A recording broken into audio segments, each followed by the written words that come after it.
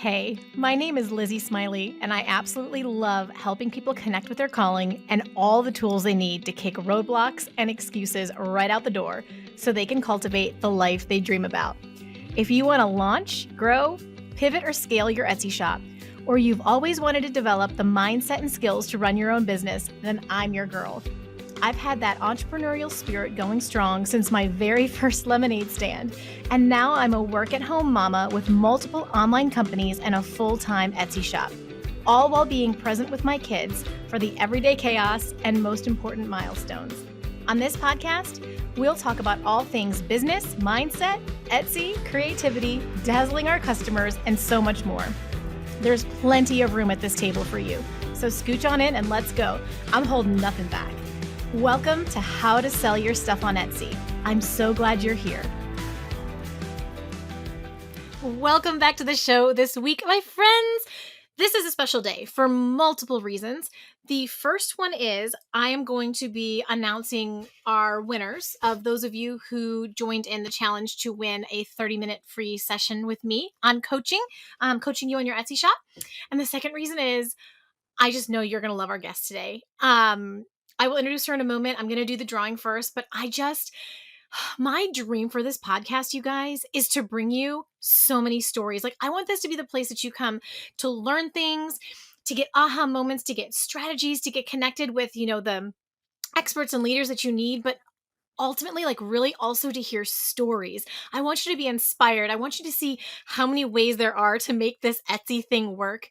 And so today we get to hear one of those, and I'm over the moon, and it's such a great one. And we'll get to that in a minute. I'll introduce her, and then I'll bring her on. But so if you didn't know, for the past few weeks, I was running a little competition giveaway, kind of a giveaway. That's the better word for it. Where if you put a review in that amount of time, if you put a review up on my podcast, then you would get entered into a drawing, and I would pick 2 people to each win 30 minutes of free coaching with me on Zoom. You can ask me anything, and I will help you with your Etsy shop, and it'll be tremendous. So I have all of the entries here in this basket. If those of you, so some of you are on YouTube watching and some of you are listening, and that is, I'm just going to have to, use word pictures for you who are listening. I have a little bucket. It held my poinsettias over the holidays. It's just a plastic thing. And I have little shreds of the reviews cut up in here that I got off of the different platforms. So I'm going to shake it up. And let's see. Okay. I'm looking away and I'm pulling one out, and okay. This is from, the username is Deb57SC, and it says, I just discovered this podcast and have been listening all week. I love Lizzie's enthusiasm and excitement. The podcasts are full of information and resources in a fun and easy listening style.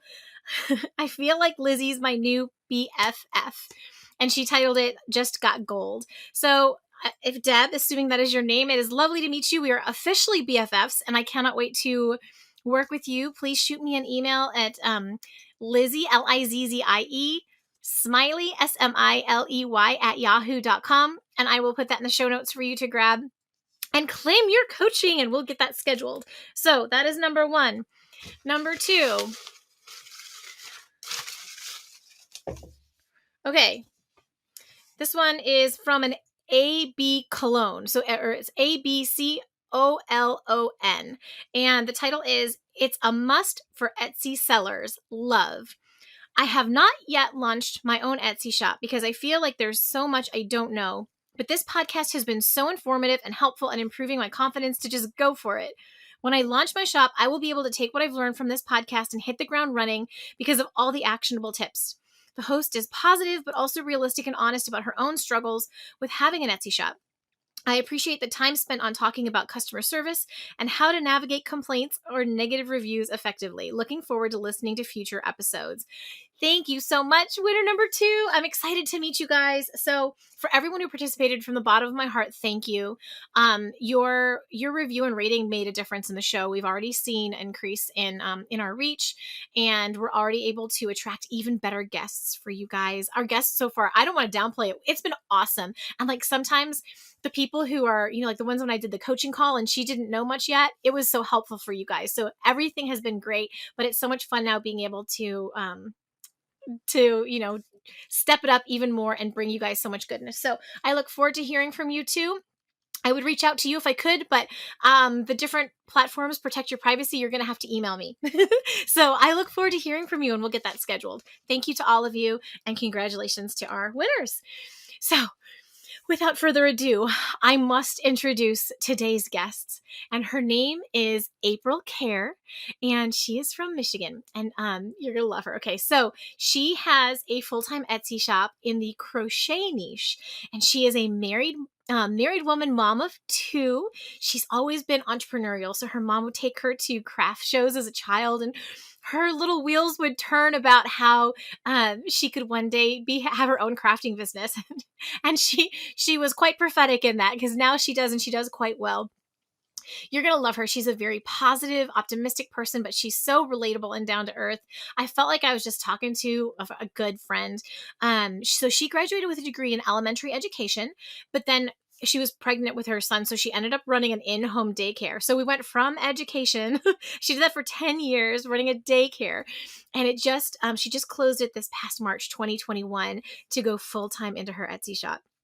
She has had over 3,000 sales, most of which has been digital. How fascinating for someone who works with her hands. You're going to love that story. And she is a crochet pattern designer. And she only learned how to crochet when she was pregnant with her first child. So that's pretty cool. Actually, maybe her second child. And so she loves to make design patterns that are quick and easy for beginners. And she's just done a really good job of figuring out her niche and what her ideal customer really wants from her. So she learned how to crochet on YouTube. She's only known for 8 years, and she's always learning more as she goes. And just recently, you guys, she has had major breakthrough, and she had 500 sales in 2 weeks on Etsy. So enough about me talking here. Let's get April on the call, on the podcast. Let's go. You're going to love her. Hey, April. Welcome to the show. Thank you. Thank you for having me. I'm ecstatic to have you. You are so much fun. Thank you. I just knew that the listeners were going to love you, because you're one of them. I am. I listen to every episode. Thank you for that. I'm so glad that at your level of success, it's still beneficial to me. That tickles me so much. I'm very excited about that. But also your story is amazing, and kind of I love some of the unexpected twists and turns. And so I just love that there are so many crafters today that are going to be listening in and inspired by you and feel courageous. And so just thank you for being willing to share. And I hope so. Thank you for having me. We're so happy to hear your story. So I want to dive in. I think the best place to start is tell us a bit about your background, your professional background, who you are, but then also how did you discover crochet? Okay. So I graduated with a bachelor's in elementary education. And before I got that teacher job, I had my son. And then once I had him, I was like, well, I don't know if I'm going to get a teaching job. That was 11 years ago. It was harder then to get into teaching. So then I started my own home daycare, because I have a history of doing daycare also, in a center. So I did home daycare for 10 years in my home. Last year, March was my last day. It was very hard to stop. But also at the same time, it was very overwhelming, because with COVID and everything, my two kids were home virtual school. My husband was home from the office working from home, and then I'm home running a daycare. No. So it got to be a lot. And then, yeah, I sell not only on Etsy, but I sell in person also. I do wholesale orders for local stores. So I was working 50 hours a week doing daycare, and a good 20 to 30 hours a week at my side hustle. It was a good 80 hours a week. It was exhausting. No, I can't even process that in my head, how much work that would be. Not to mention children are exhausting. I'm sorry, I love them, but they're exhausting. They are. And then trying to do virtual, my daughter was doing second grade in her classroom. My son was doing fifth grade in his bedroom, her bedroom. And then my husband was wherever the quiet was, he would work from the garage or work from the bedroom. Or it was definitely a juggling act trying to figure out where we all belonged. So Can we just say amen, hallelujah, that for the majority of the world, distance learning is over? my kids are so much, they really are so much happier going face to face. They love it. They miss their friends and they're glad to be back. And my husband's still working from So, home. okay, Now I'm not doing daycare anymore. Now I'm just home. what a transformation just right there. It took me months to get used to it because everybody needed me all the time. And now I'm like, okay, what do I do? All of So this time. I've definitely had a lot more time and energy to put into my Etsy shop now. So that's my full-time focus is my Etsy shop. And then the wholesale orders I do locally outside of Etsy. Oh my gosh. And you have to share about that because a bunch of people are going to be excited here in a few minutes. But tell us like, so I'm a crocheter too. I was so excited about you because you're a crocheter and I learned when I was a little Yes. girl, but like what was your introduction to the art of crochet? So I've always loved yarn. I don't know where that love came from because like my grandma never crocheted or knitted or Because it's magical. my mom knew how to knit and she tried to teach me when I was early teenager and I just couldn't get it. Like it didn't click with me. And then years later, she tried again and again, it didn't click with me. And then in your 20s, like you go to baby showers because, you know, people have babies in their 20s and stuff. And I had family members that always gifted knitted or crocheted blankets. I was like, I'm pregnant. I am going to learn how to do this. I will make my baby a blanket. That was with my daughter. So when I had her like up in the middle of the night breastfeeding and all of that, I would watch YouTube videos on how to crochet. And it took me so many videos. Like I had to find the perfect person to teach me. You know what I mean? Like that's the great Yes, thing about I YouTube do. is that there are so many tutorials out there, but not all of them clicked with me. So I found a couple that did. So then, you know, the next day I would watch the video at night and then the next day I'd be like, okay, this is what I think she said. And then I would try it and Ugh. it, it clicked. Like I figured it out. So I started crocheting. She's 8. So about 7.5 years ago, I started crocheting. And then I opened up my Etsy shop. I think it was 2016, so about 3 years after I started crocheting. People are like, "Oh, post it, list it." I was like, "Okay, I'll do it." I was so nervous, but I did it. And then I had maybe like 5 items in my shop, and nothing sold. Like within the first month, nothing sold, and I was like, "Oh, nobody's gonna buy anything, or it's not good enough." You know, like just self doubt for being new at everything. So I deleted all of my listings and I just let my Etsy shop sit there. Like back then, I didn't know a lot about SEO. I didn't know about tags and titles and patience. Like I thought if I listed something, it was gonna sell. You know what I mean? Like it's just something you got to learn as you go. It does take time, so be patient. It's not an overnight You've success. dropped so many little bombs here already, April. I want to extrapolate them out for 1 second for the Yep. listeners because it's just how you're wired now. But I love how you said, well, first of all, I need to give you some props because I could not watch a YouTube video at night and then go figure it out off of the YouTube video the next day. That would not have worked for me. I So had to props to think you for about that. it. I no, I've got to like sit there with the video and I'm a lefty, so I had to learn crochet That's harder. and knitting very specific, yeah, from very specific people. So Yeah. I'm just mad props. I'm sitting there and I'm like I watch 5 seconds and then I do it and then I watch it. So you get all of the praise on that. And then I love that you said that you got started because people were telling you you should sell this stuff on Etsy because oh my gosh, probably half the people listening right now, that's why someone told them you should sell that on Etsy. So I Right? love that you said that. I love that you said you just started with 5 listings. You had no idea what you're doing. I didn't. That was me too, right? Right? All You of that have was to me start too. somewhere though. You do, but like we also like little polite clapping for the people listening because you guys are ahead of the game. You are learning your stuff before or like while you go rather than Absolutely. several years later.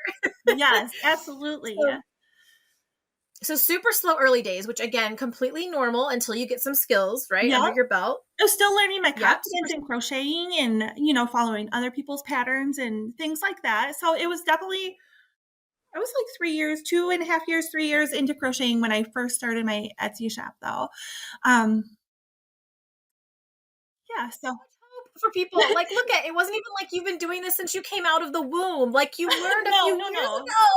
Absolutely And not. you've turned it into this cool full-time business. So, okay, tell us now, tell us exactly what you sell now. And tell them what sells best, because this is so good. I just like, and what did you start by selling and what do you sell now because it sells better? Okay, so when I had my 5 listings, didn't sell, deleted them all. My Etsy shop just sat there until it was about 2019. I discovered podcasts. I didn't know there was a podcast literally for everything. So I listened to a podcast about writing a crochet pattern, because by this point I've been crocheting for about 5 to 6 years. So I was much more confident in my skills. And listen to this podcast, and they're like, start easy. Start with something super simple. Doesn't matter what it is. Do a washcloth, do a blanket that's super repetitive. Just get your outline for your pattern done. And like, that's how you can start writing a pattern. So I was like, I can do this. I decided to write a headband pattern. I had a couple friends make the pattern, test it, make sure everything was worded correctly and that there was no spelling errors and all that fun stuff. Props to you. So many pattern writers don't even do that part. They don't. They do. I buy a lot of patterns. You're correct. So it was August. I think it was August 8th, because it was like 8/8. That's how I remember the anniversary of my first Etsy sale. So I took my pattern and I listed just the pattern, the PDF version, in my Etsy shop. And then I shared it in a couple crochet groups, because there's also a Facebook group for everything. Yes. So I was like, first pattern I've ever written. I shared a link and I had one person buy it. And I was like, oh my gosh, I made my first sale. Woo! And then I had other people commenting, like, you don't have any more patterns available. Like, did you sell out? I'm like, well, there was a learning curve, because when you do a digital file, you need to put that you have like hundreds of copies, not just one. Yes, that's right. Oh, I didn't know this part.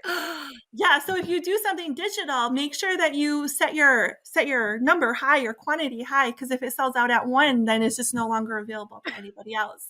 So that was learning curve. So I went back in,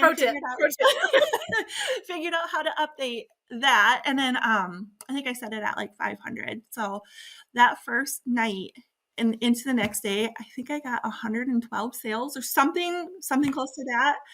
So over 100 people bought my very first pattern. Like, I was in shock, like almost crying. I was just so excited. And at that time, I had one listing in my Etsy shop. It was a pattern. So I didn't need 500 things in my shop. I started with one. And that's what got me the sales. And then after that, people would start leaving me reviews, like 5-star reviews. And then I was like, oh, if people like that pattern, maybe I can do another pattern. So then I started writing patterns. I think I have 18 now, which isn't a huge amount, but everything that I have in my Etsy shop are patterns that I truly do make myself. And I do craft shows and like fall craft shows, winter craft show, things like that. So a lot of knit and crochet items sell really good at those type of shows. So everything I have are things that I make and that I sell it locally.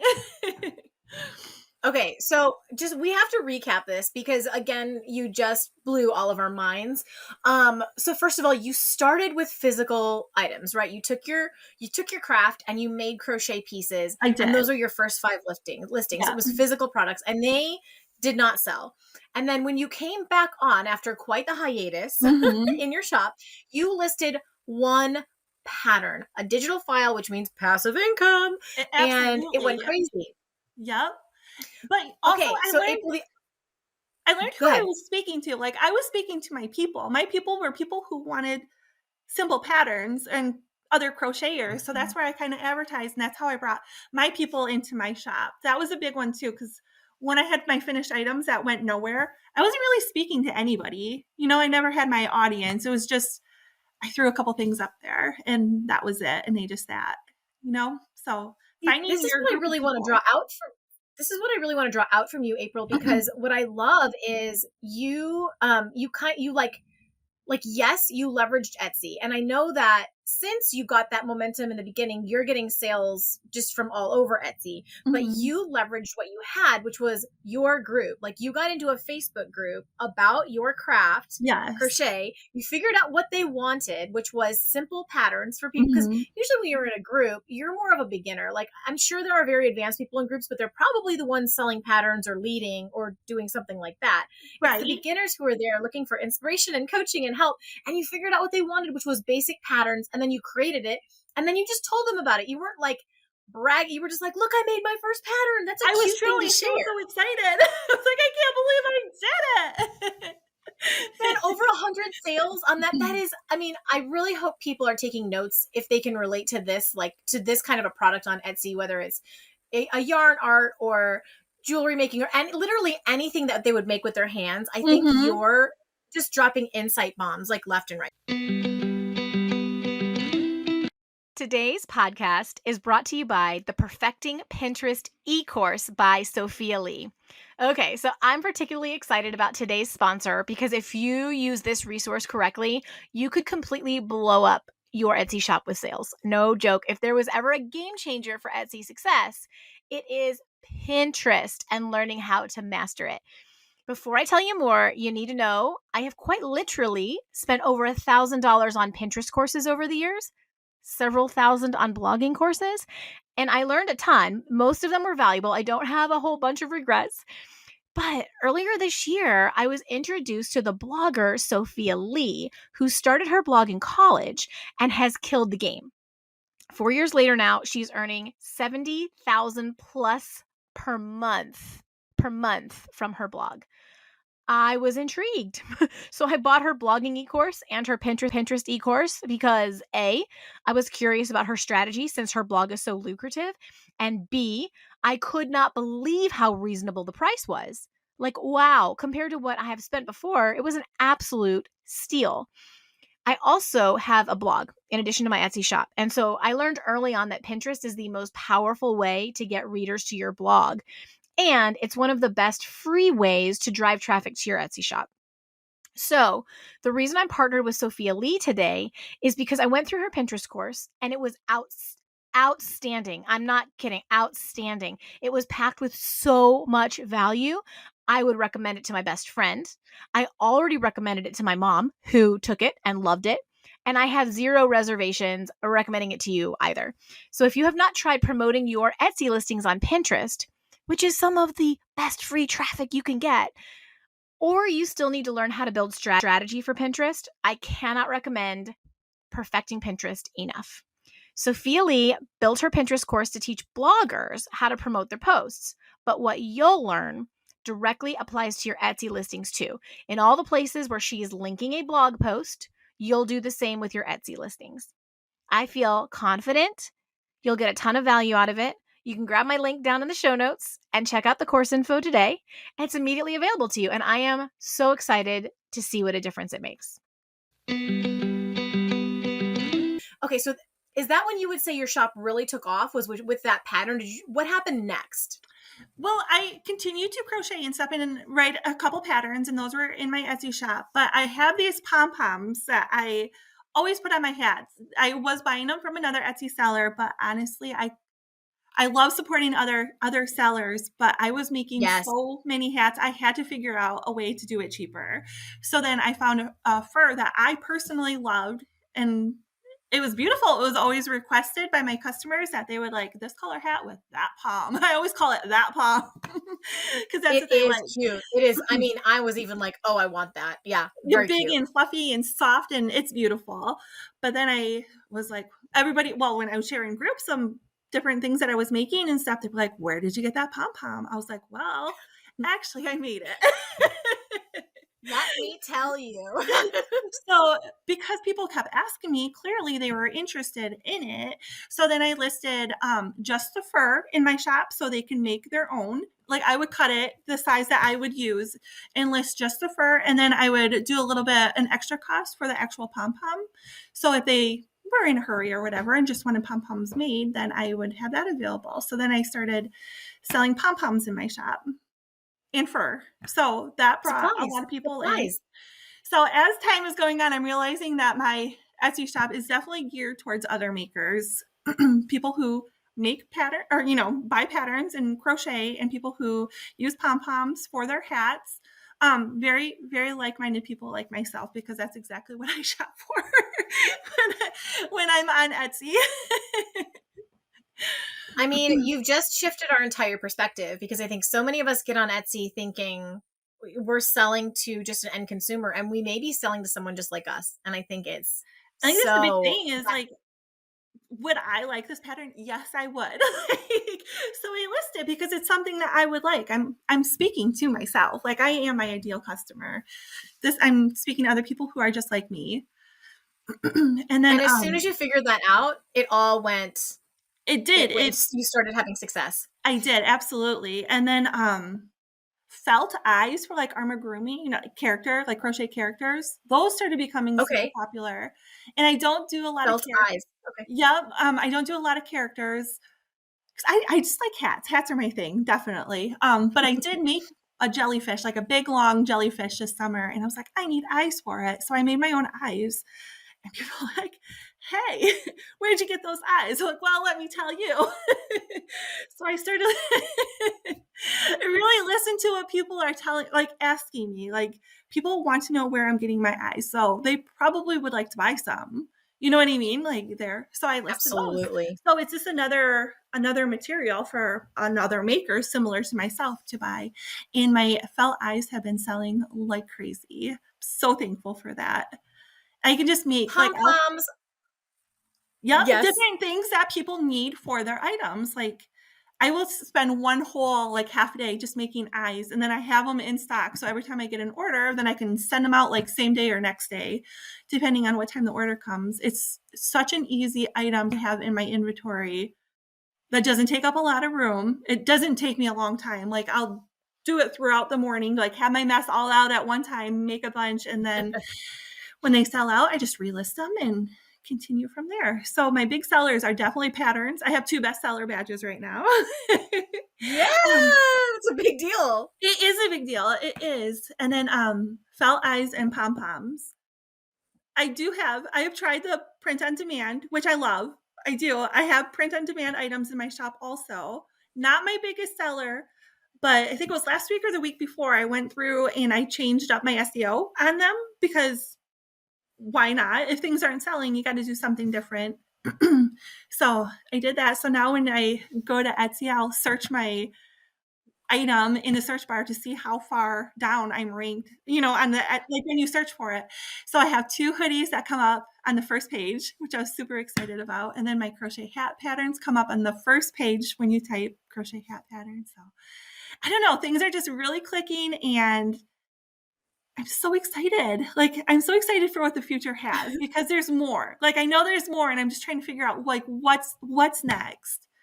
Yes, you're just on like the tip of the iceberg, and all you have to do is keep listening to your ideal client. I think those of you Absolutely. who are listening, yeah, if you can figure out who your ideal client is, and it's most likely you, Right. like it's most likely yourself, You know then what you like. everything. Yeah. So April, I would love to like to switch gears a little bit, because there's another thing that I think you do so well that I want our listeners to hear. I think that you talking about this is really important, and that is photography. Yes, I knew you were going to say that. You did. I know, because here's the thing. Anyone can make one. I mean, they really can't. A lot of people could potentially make a easy crochet pattern.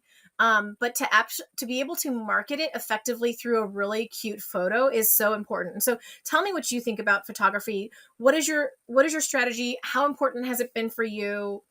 How did you get good at it? Like that kind of I convo. I'd love love to that hear you that. think I'm good, because I always question whether or not this is the picture that's going to draw people in.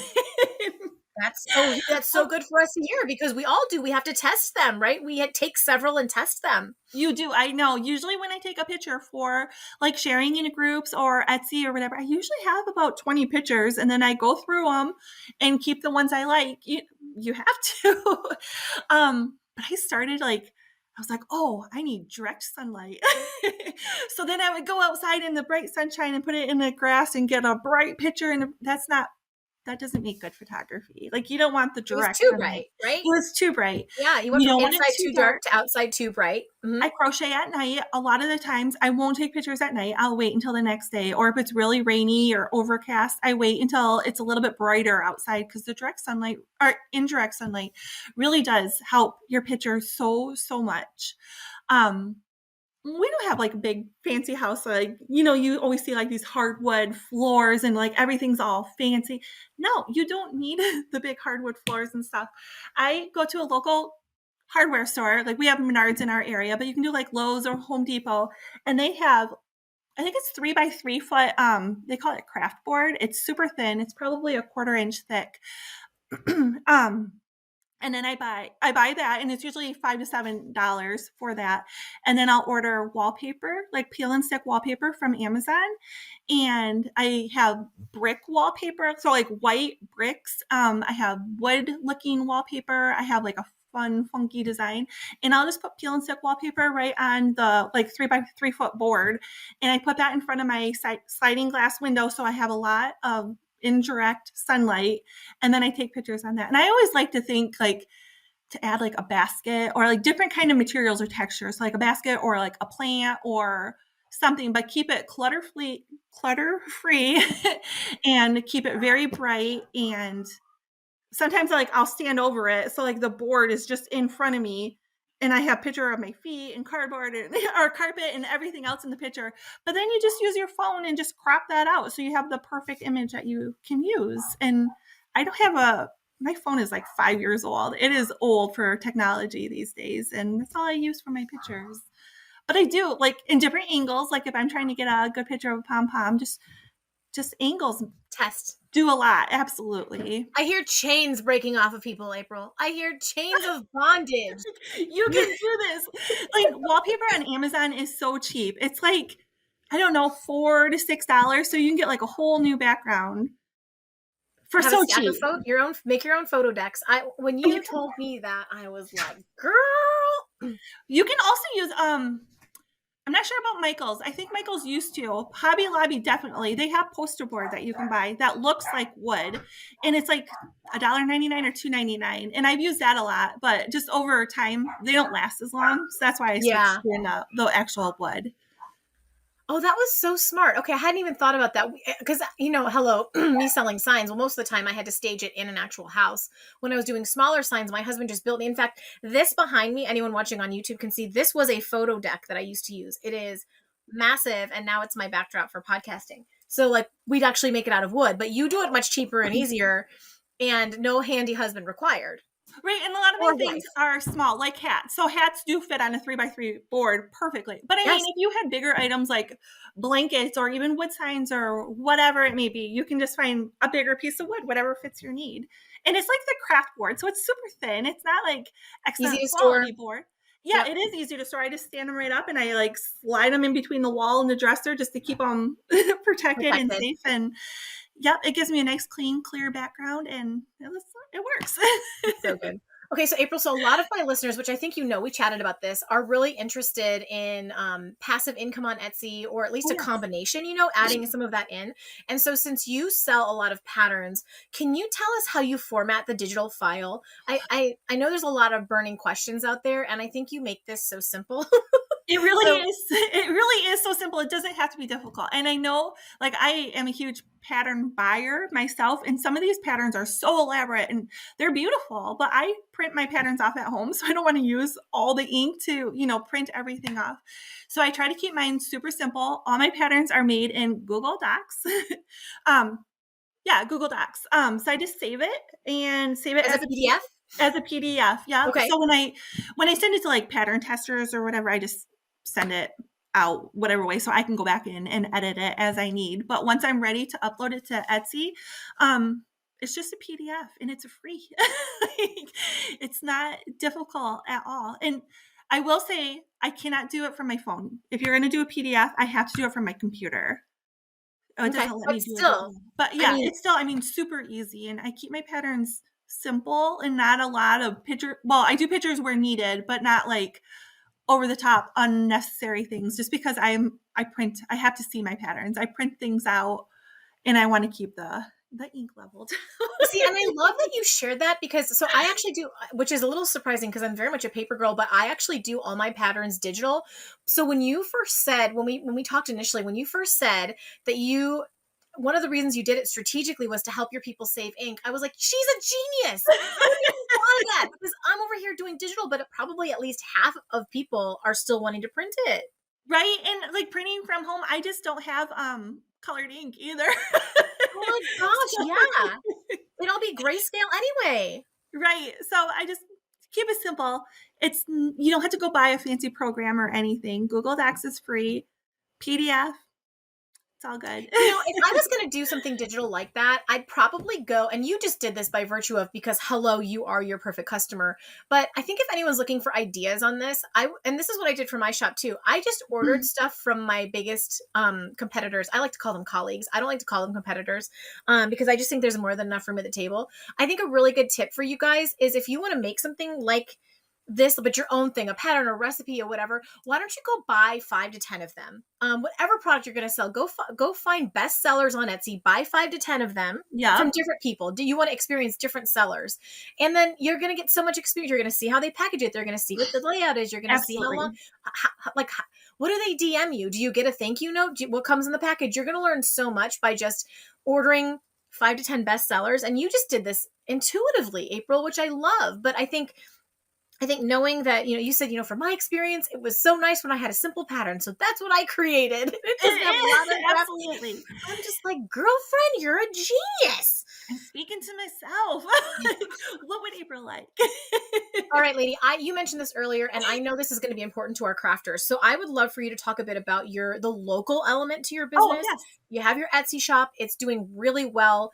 You're selling a lot of digital. You're selling pom-poms. You're selling googly eyes.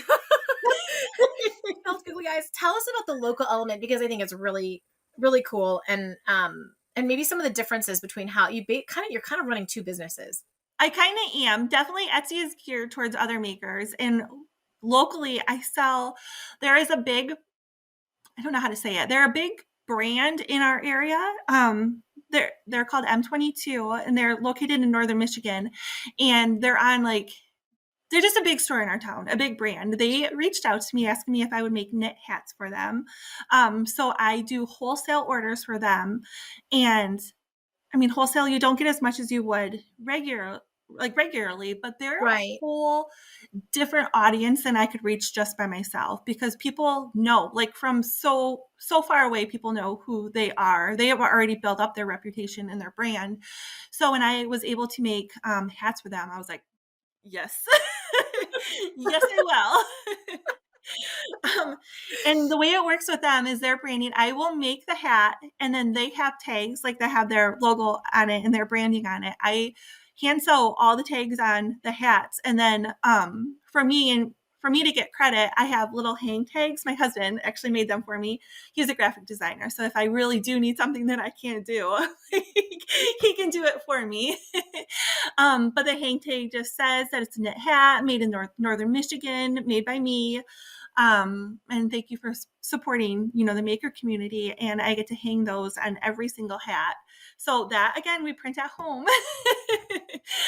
Super simple. We print at home. We cut them. And then I just use a little bit of cotton yarn and what are they called? Light bulb pins or something like that. They're just Okay. like a fancier safety pin. I just think they're Yep. unique and they're cute. So I hang all the tags on there and then I'll deliver them. So those hats are like everywhere. And then the other Tell them the story. Tell them the story about being at Hobby Lobby and seeing that was one of my crochet hats. I was at Hobby Lobby just before or just after Christmas. I can't remember. There was a lady wearing my hat and I'm like on the phone. I think I was talking to my husband. I was like, oh my gosh, she's wearing a Kehrer Crafts hat. I gotta go get her. I was like, no, we're in public. I can't chase her down. I'm still so sad you didn't. I wish I would have. I do. Now that it's over with, I wish I would have. Pandemic. I didn't want to be a scary person like, oh my gosh, you're wearing my hat. Since then, I've seen 2 other people wearing my hat out. I call it out in the wild. Uh-huh. I love it. It makes me so happy.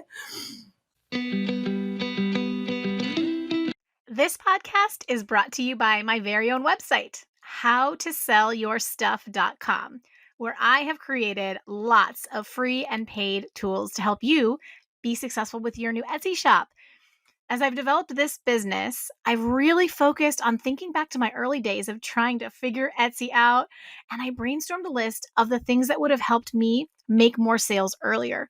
And everything I'm creating over there is expressly to make sure that you can get there faster than I did. Two of my courses, Listings That Sell and Customer Service Templates, are perfect resources for that fledgling Etsy seller.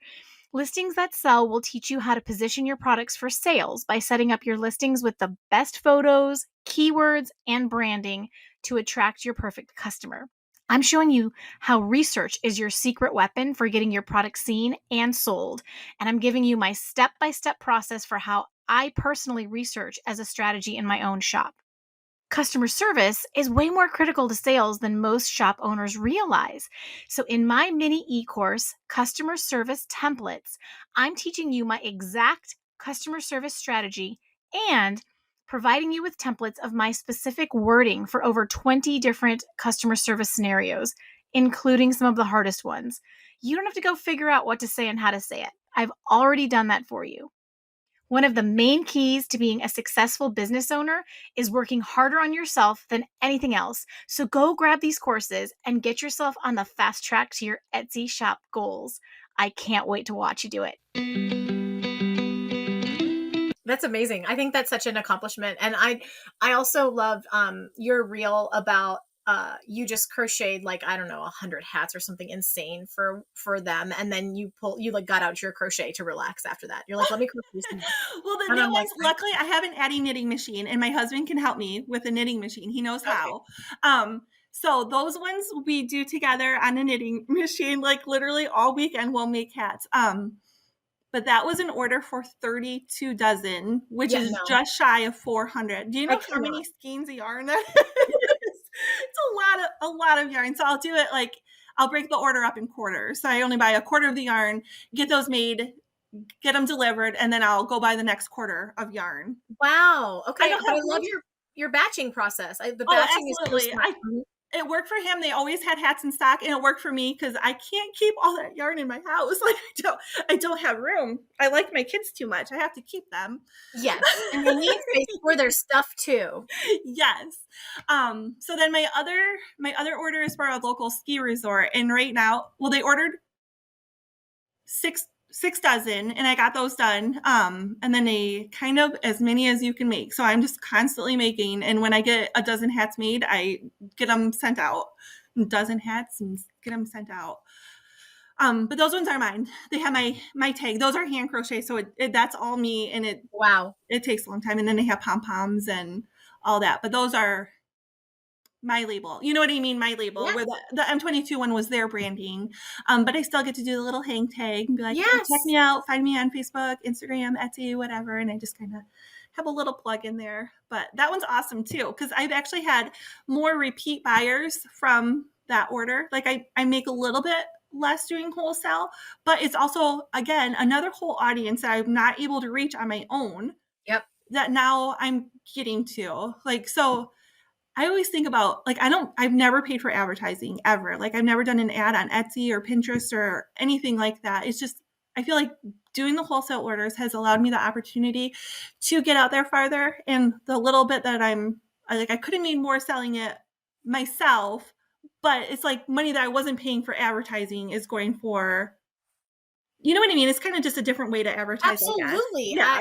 Absolutely. And I think, again, I'm hearing chains fall off. People be like, I don't have to pay for Etsy ads. Like, right, you don't. I've never paid. You can, but you don't have to. Look at April. Never paid for an ad before. So good. I don't know. I love the ski resort one though, because they don't have specific colors that I need to use. So I can just use whatever I want. And like, I feel like I can be creative with my color choices. So I love that.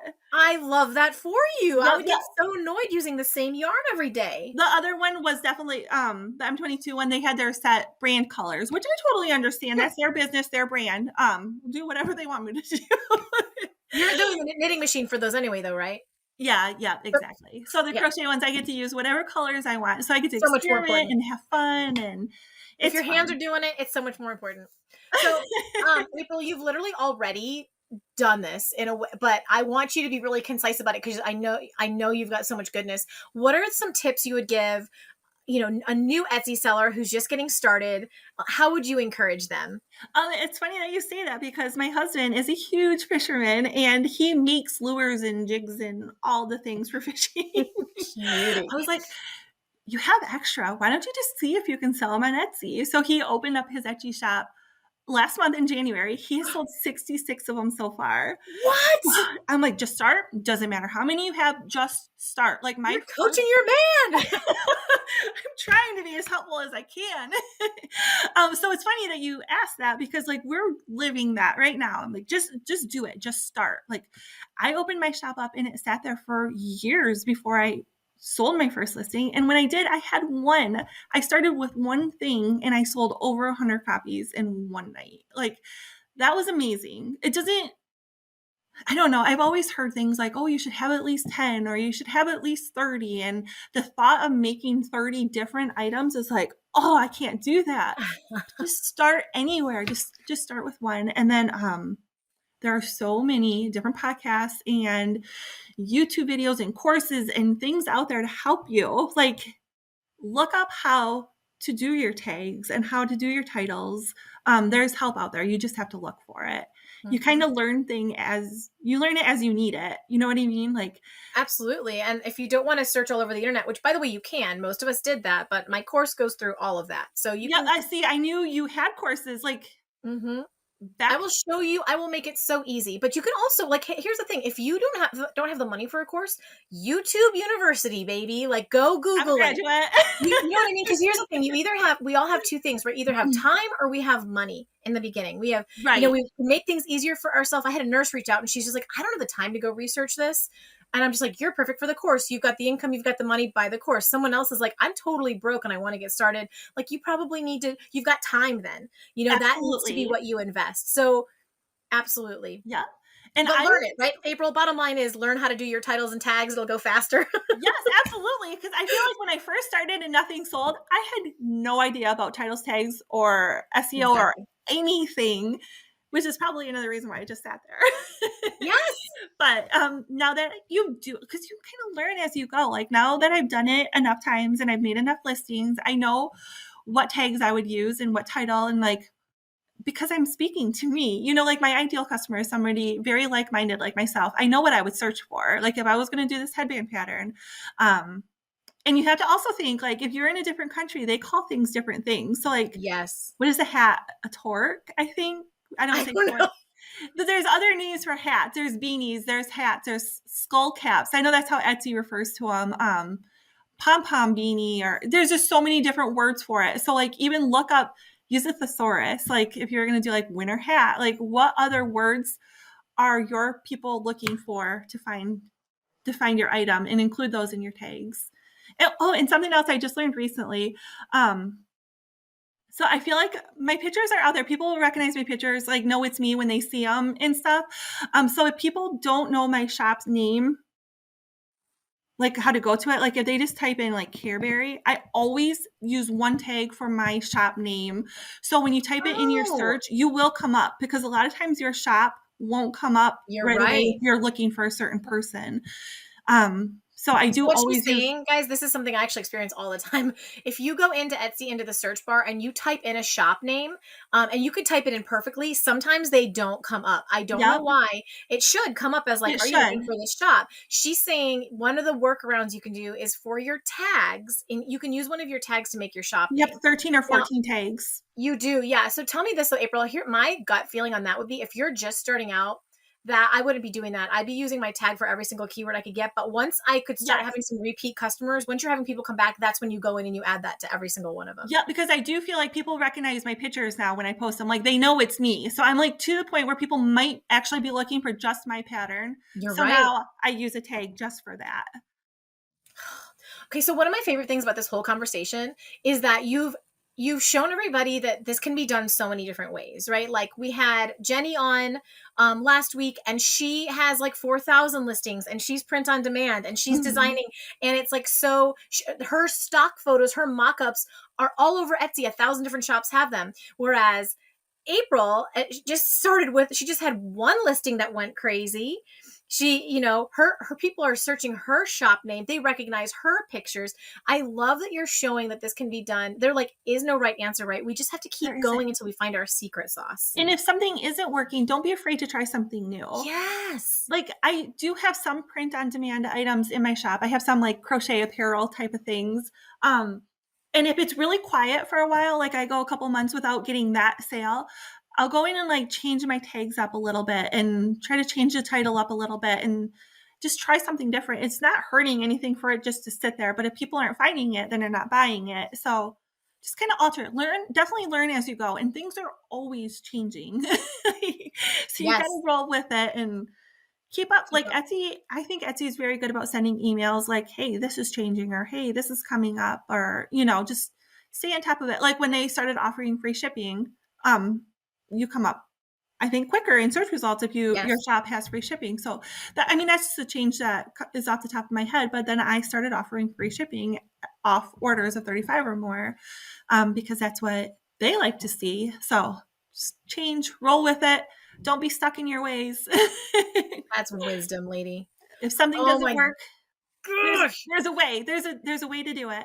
I can't believe I made it work. I can, lady. I can totally believe it. But you're such an inspiration, and I just love how down to earth you are. I love how relatable you are. And I know that all of our crafters are like, give me 20 more Aprils. Like I need to hear more people like April, which actually I did want to mention to you guys. So April, this was super cute. She just like reached out to me on Instagram, and we were chatting, and I'm like, I kind of like, looked her up because when I have people on, I want to make sure that they know what they're talking about. I want to make sure they're successful because I owe that to you guys. Right. And I'm just like, do you want to come on the podcast? She's like, oh, she's like, no, yes, no, yes, no, yes, yes.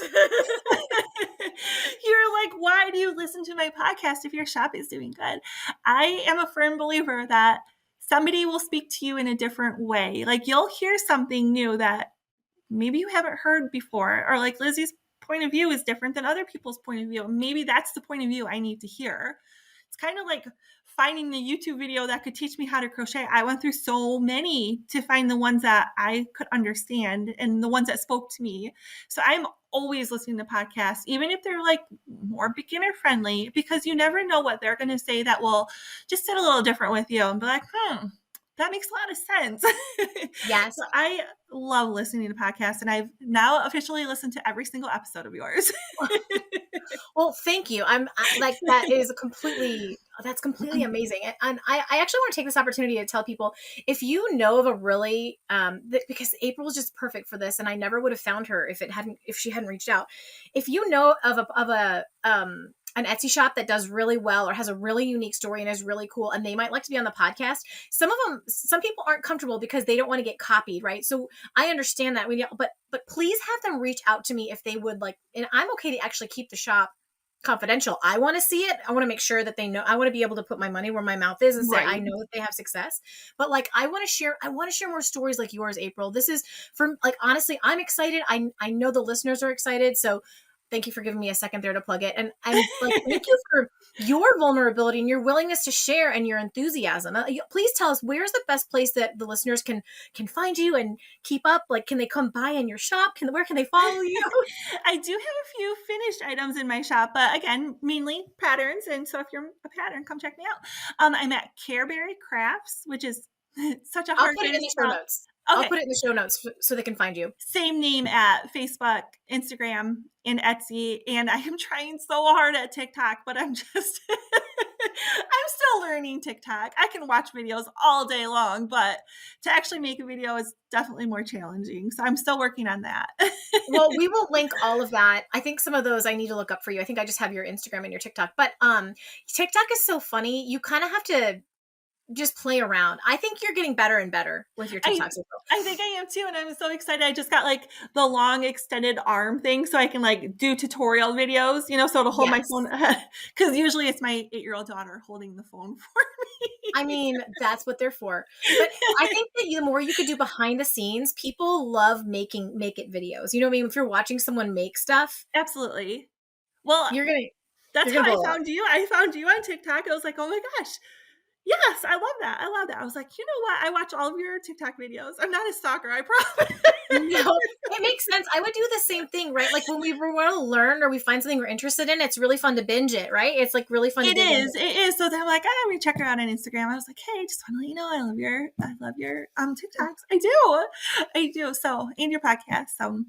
Well, thank you. This has been so much fun. You guys give her a follow. And if you are a crocheter or you want to learn how to be, go get her patterns, show her support, because she has you have been a gift and a blessing to us today, April. Thank you. Thank you so much for having me. Did you have fun? I did. It was definitely less scary than I thought. This is my first podcast ever. So. Are you glad you did it?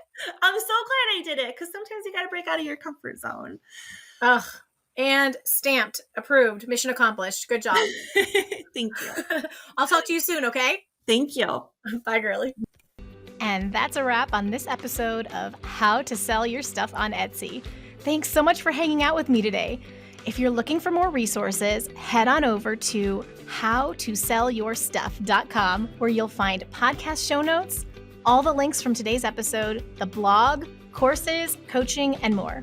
If this episode was helpful to you, awesome. The greatest compliment I can receive from you is a rate, review, and subscribe on this podcast. Not only will it allow us to connect again on a future episode, it lets me know I'm providing you with value and helps other people find this content more easily. From the bottom of my heart, thank you for your support. Have a great day and see you next time.